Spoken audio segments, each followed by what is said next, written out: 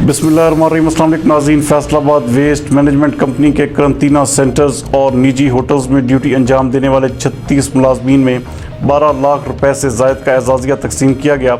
हमारे divisional bureau chief Mian Ejaz Aslam के मुताबिक माली इनाम के cheques deputy commissioner Faisalabad Mohammad Ali ने अपने ऑफिस में वेस्ट वर्कर्स के हवाले किए।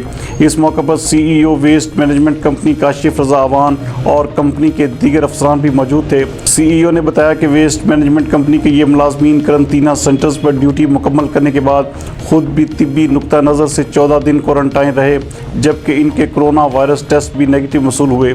उन्होंने बताया कि कोरोना वायरस के कन्फर्म और मुश्तबा मरीजों के हमरा जिम्मेदारी से ड्यूटी अंजाम देने पर कंपनी की जानिब से मुलाजमीन को एक दिन के हिसाब से 2000 रुपये का एजाज़िया दिया गया है।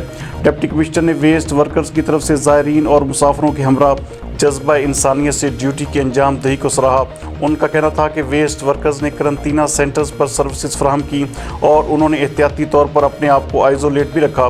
इस मौके पर वेस्ट वर्कर्स ने भरपूर सपोर्ट करने पर ज़िले इंतज़ामिया और कंपनी का शुक्रिया अदा किया और कहा कि वो इंसानियत की खिदमत के लिए हमेशा तैयार हैं और आइंदा भी अपने ज़िम्मे फ़राइज़ को दिलजमी और लगन से अंजाम देते रहेंगे।